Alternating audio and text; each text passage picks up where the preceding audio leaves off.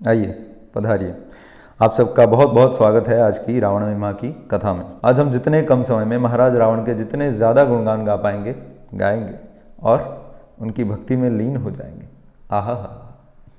तो पिछले रावण लीला के वीडियो में हमने आपसे पूछा था कि आपके पास जितने भी रावण से रिलेटेड क्वेश्चंस हैं वो आप कमेंट में डालिए। हम प्रयास करेंगे कि उनमें से ज़्यादातर प्रश्नों का जवाब दे देंगे। तो आज हम उनमें से जो सबसे ज़्यादा पूछे गए क्वेश्चंस थे उनका सीधा साधा सिंपल सा जवाब देने का प्रयास करेंगे, जो सुन के आप रावण महाराज की महिमाओं को पूरी दुनिया में फैला सकेंगे। आनंद ही आनंद। महिमा नंबर 1, रावण जैसा महान भाई किसको नहीं चाहिए जो अपनी बहन के लिए भगवान से भी लड़ बैठा। बात तो सही है।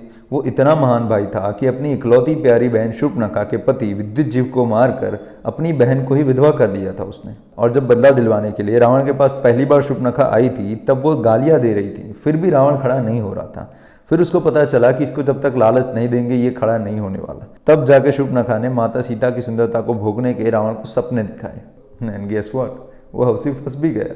और वो इतना बहादुर था कि जब अपने भाई खरदूषण का बदला लेने के लिए वो गया था तो मामा मारीच के मुंह से श्री राम के पर्चे सुनकर अपने गधे पे बैठकर वापस आ गया और अपने ही भाई कुबेर से सोने की लंका और पुष्पक विमान तक चुरा लिया। और अपने सबसे छोटे भाई विभीषण के साथ उसने क्या किया ये तो आपको पता ही है। रावण ना ही सिर्फ अच्छा भाई था परंतु बहुत अच्छा भांजा भी था। अपने प्रिय मामा मारीच को वो दुश्मनों के सामने मरता हुआ छोड़कर अपने स्वार्थ को लेकर भाग गया। और इतना अच्छा ससुर भी था कि अपनी ही बहू रंभा का रेप करके उसने उससे एक सुंदर सा शाप भी पाया था। रावण महिमा नंबर 2, रावण भले राक्षस था परंतु स्त्री की इतनी इज्जत करता था कि सीता माता को छुआ तक नहीं था उसने। सही बात है भाई, इतनी इज्जत करता था कि जो भी स्त्री उसको पसंद आए उसको उठाकर उसका बलात्कार कर देता था। उसने नागराज तक्षक की पत्नी का बलात्कार किया था, पुंजिका स्थला अप्सरा का बलात्कार किया था, जिसके बाद स्वयं ब्रह्मा जी जिनके कारण रावण अजय अमर था उन्हीं को क्रोधित करके उन्हीं से श्राप ले लिया। और फिर अपनी बहू रंभा का बलात्कार करके नल कुंवर से श्राप ले लिया।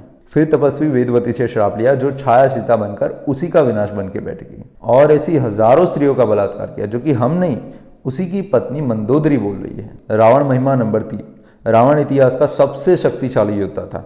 उससे बलवान योद्धा आज तक हुआ नहीं और कभी होगा भी नहीं। एकदम सत्य। वो इतना शक्तिशाली था कि पातालों के बच्चों ने उसको अपने तबेले में घोड़ों के साथ बांध दिया था। इतना शक्तिशाली था कि अपनी कांख में दबाकर वानरराज बाली पूरी दुनिया में घूमकर अपनी संध्या वंदना करते थे। इतना शक्तिशाली था कि जामन जी के एक मुक्के से भाई बेहोश होकर गिर गया था। इतना शक्तिशाली था कि हनुमान जी ने अकेले ने रावण को 3 बार हराया था और यमराज जी ने तो मार ही डाला था परंतु ब्रह्मा जी ने आके बचा लिया। और युद्धकांड के 40वें सर्ग में सुग्रीव ने भी उसको हराया था। और सहस्त्रबाहु अर्जुन ने तो धोकर उसको क्या बंदी बनाया था, उस पर तो हमने 3D वीडियो बना दिया है। देखा नहीं आपने? अरे जाइए देखिए, अभी देखिए। रावण इतना बहादुर था कि भगवान राम से आमने सामने बदला लेने की बजाय चोरी छुपी जाकर भगवान की पत्नी को उठाकर भाग गया। और जिनको नहीं पता उन्हें बता दे कि भगवान राम ने रावण को मारने से पहले 2-3 बार ऑलरेडी हरा दिया। युद्धकांड 49 में, 60 में और 102 में। कुछ बार वो भाग गया था, कुछ बार भगवान ने छोड़ दिया था। और युद्ध के आखिर तक भगवान सिर्फ उसके बाणों को तोड़ तोड़ के छोड़ देते थे, उसके ऊपर कोई प्रहार नहीं करते थे। पर लास्ट में जब मातली ने प्रभु को प्रणाम किया और बोला कि प्रभु बहुत खेल लिए, अब इसको खत्म करो, तब जाके भगवान ने ब्रह्मास्त्र निकाला और एक ही बार में रावण को ढेर कर दिया। महिमा नंबर 4, रावण जैसा शिव भक्त दुनिया में कोई हुआ नहीं और कभी होगा नहीं। अब देखिए, भक्ति से विनम्रता आती है ना कि घमंड। और एक भक्त दूसरे भक्त की हमेशा सेवा करना चाहता है ना कि मारना। और शिव जी के सारे महान भक्तों से रावण या तो लड़ता आया है या तो उनका अपमान करता आया है। शिव जी का वाहन बनकर जिन नंदीश्वर भगवान ने अपना पूरा जीवन अर्पण कर दिया उनका भी रावण ने अपमान किया था। वासुकी जैसे बड़े शिव भक्त जिनको भगवान अपने गले में लेके घूमते हैं उनका भी अपमान किया था और तक्षक की पत्नी का तो बलात्कार कर दिया था। हनुमान जी जो कि स्वयं शिव जी के अंशावतार हैं उनका तो कितनी बार अपमान किया, उनको कितनी बार मारने का प्रयास किया।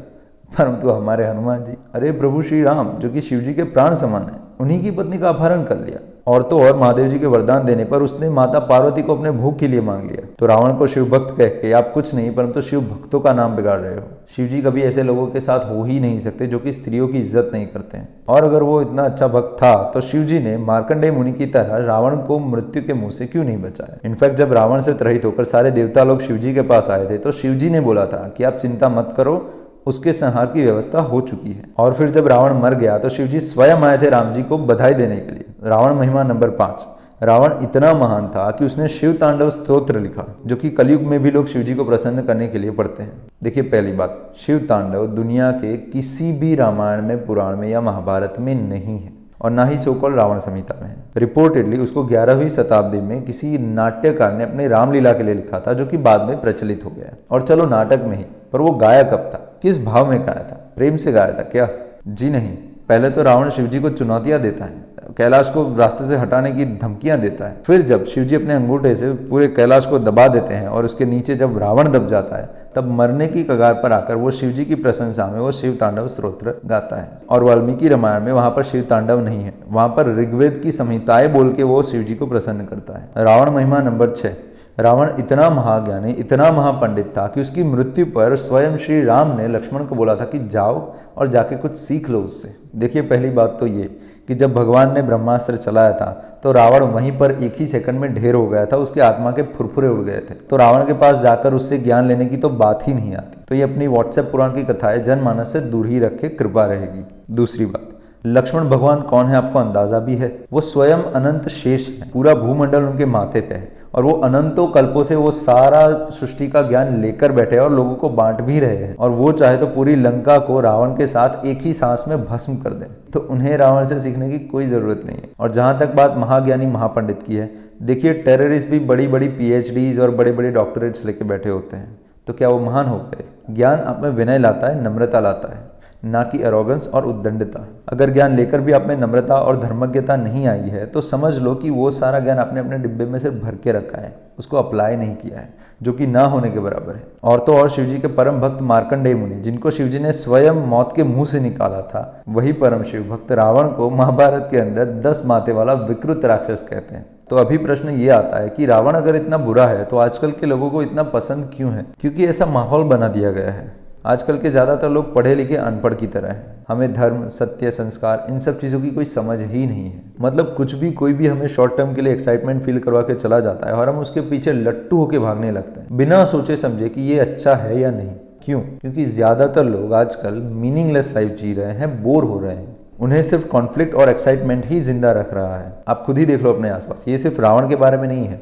लोगों को अर्जुन से ज्यादा कर्ण पसंद है, बैटमैन से ज्यादा जोकर पसंद है, संतों से ज्यादा संजू पसंद है और महाराणा प्रताप से ज्यादा लोगों को अलाउद्दीन खिलजी पसंद है। ये और कुछ नहीं, हमारी गिरती हुई मानसिकता का स्तर दिखाता है। क्योंकि एक विलन हमको तभी तक ग्लैमरस लगता है जब तक रियल लाइफ में किसी ऐसे से पाला ना पड़ जाए। अपने आसपास अपनी बहन, बेटी, माँ, पत्नी, इन सबको देखो और सोचो, कल उठ के कोई देश का राजा आपके घर में एकदम से घुस आए और उनका बलात्कार करके भाग जाए, तो क्या आप उसके ज्ञान और उसके शक्ति का वखान करने बैठोगे?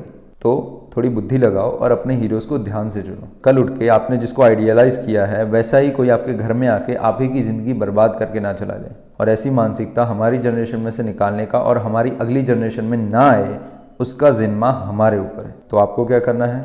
हम जो ज्ञान दे रहे हैं उसको लेना है, अच्छे से समझना है और लोगों को समझाना है। अगर आप नहीं समझा सकते तो हमारे ही वीडियोस को लोगों के साथ शेयर करना है और इस अज्ञान के अंधकार को इसी जन्म में फिनिश कर देना है। तो लेके आते हैं आपके लिए अगला कोई ज्ञानवर्धक वीडियो। तब तक क्या, दाल और रोटी खाओ और हरी लगाओ।